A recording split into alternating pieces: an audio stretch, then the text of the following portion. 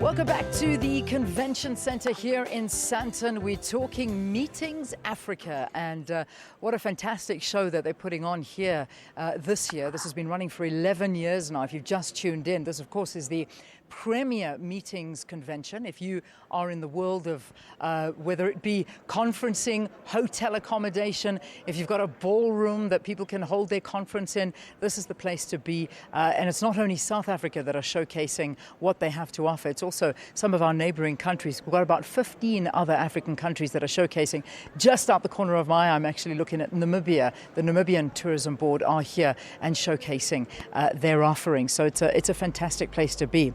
Now let's talk about a grading council. The Tourism Grading Council of South Africa is basically here and in place to ensure that it applies strict criteria when it comes to accommodation and to venue standards as well. Let's talk a little bit more about this, and joining us on the program, we've got Darryl Erasmus, who's the Chief Quality Assurance Officer at the Tourism Grading Council of South Africa. Good to meet you, and good to have you on the program. Likewise. Thanks, Leanne. Good to be here. We always talk about the Grading Council and what you guys do and whether a hotel is a 5-star or 3-star or 2-star. How regularly do you grade? How does it happen? Our process is an annual process. So what would typically happen is one of our accredited assessors would head to a property, whether it be a hotel, a guest house, it could be a venue such as this one, and they'll go out and do an accreditation and do the grading for this particular property. And they go back every year to make sure that those quality standards are being maintained.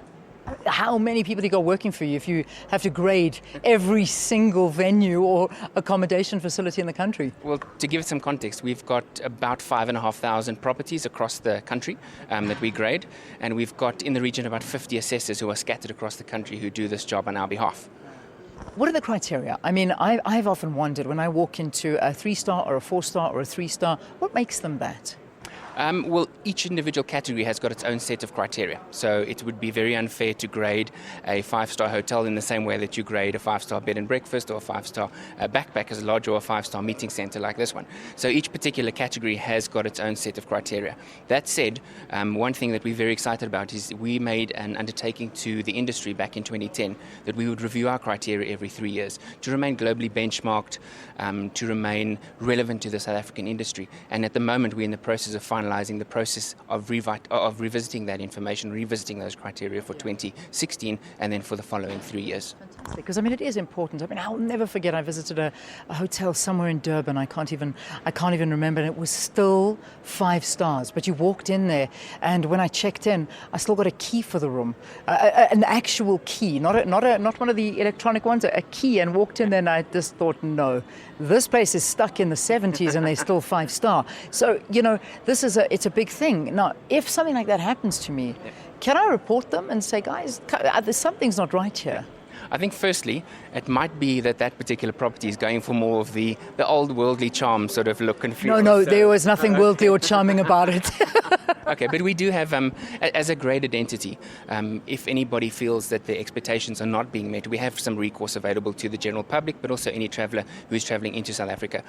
We have a client liaison team sitting at our head office here in Johannesburg who's able to handle any queries, whether they be complaints, whether they be recommendations, and they can, anybody in the public can visit our website, tourismgrading.co.za for more information on that process. Excellent. Tourismgrading.co.za, go there, visit. If you've got a problem or an issue like I had, go for it and find out what you can do more. Obviously, being here, it's just it's imprinting different, trying to get more accommodation or more establishments graded. Is that the aim? Part of the aim, yes, but also this is a perfect opportunity for the graded establishments across South Africa, but also those obviously further afield from Southern Africa into Africa to come and showcase what they've got. And just as the head of the Grading Council, it's such an exciting and such an honor to be here and to see what quality and what quality product we've got available for tourism in South Africa. So it's really, really, really exciting. It is incredible. I mean, I've visited countries where there isn't a grading council, so you sort of go in blindfolded, not too sure what you're actually booking into and checking. So it's really nice to know that it has been assessed by officials. Thank you for talking to us. Enjoy meetings. I hope it goes exceptionally well for you, and good luck with what lies ahead. Darryl Erasmus is the Chief Quality Assurance Officer for the Tourism Grading Council. So if you see this face coming into your establishment, best you get your ducks in a row.